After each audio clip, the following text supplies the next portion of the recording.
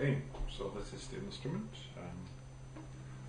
Closer in the light, you can see it's a pretty good nick, pretty good shape. Tuners are a bit polished, with a nice little ferry bit sonnet, typical of these sort of things. And that's a clock key tuner. So what you do for these is you basically get one of these. That's a watch key, a clock key. That's a size 10 or 4.75mm, I think it is, which I got on eBay for a few pennies. Slot it on there, and then you tune it. And this is, I have to say, a very, very stable, very easy way of tuning it. Almost, when I got this instrument, I thought, oh dear, that's going to be bother because you have to loop the top ends and the bottom ends down here. But that's actually not too difficult. There are various videos available on the internet to show you how to do it. But once you've got these in tune, they hold the tune really, really well. So you can see it's got a 0 fret here.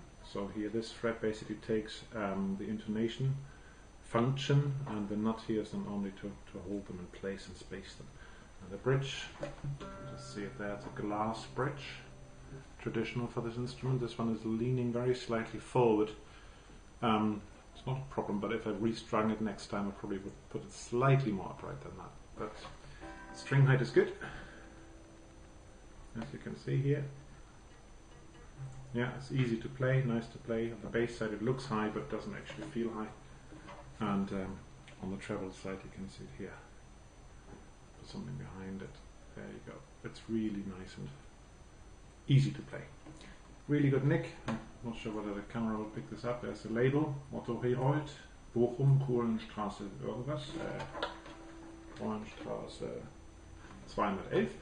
And yeah, the rest is in the text, but this is a Plückthun model, and most likely, if not certainly, made in the Vogtland. If you look around, you'll find a lot of identical looking Plückthun models, even if this one doesn't say Plückthun on it. Plückthun was just a reseller after.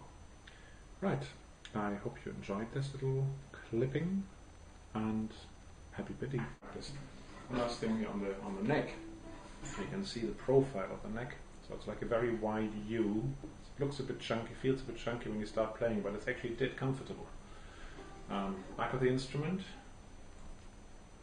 Yeah, as you can see, it picks up all my kitchen here in beautiful Technicolor. That's in really good nick. It's got 1, 2, 3, 4, 5, 6, 7 piece, so-called both back. Nice curvature. It sits in the lap really, really nicely against your body here. You can just hold it like this, and your left hand doesn't even have to support it very much. It's really nice.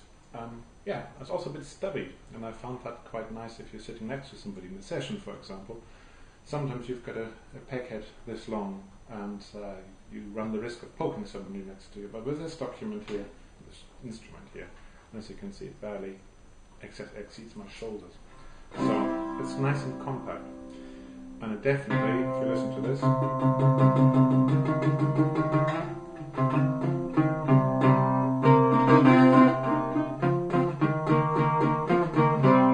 it will hold its own in a session as well. It's got the voice, it's got the volume that you need to make yourself heard if you want to, or you can play really delicately and nicely in the background.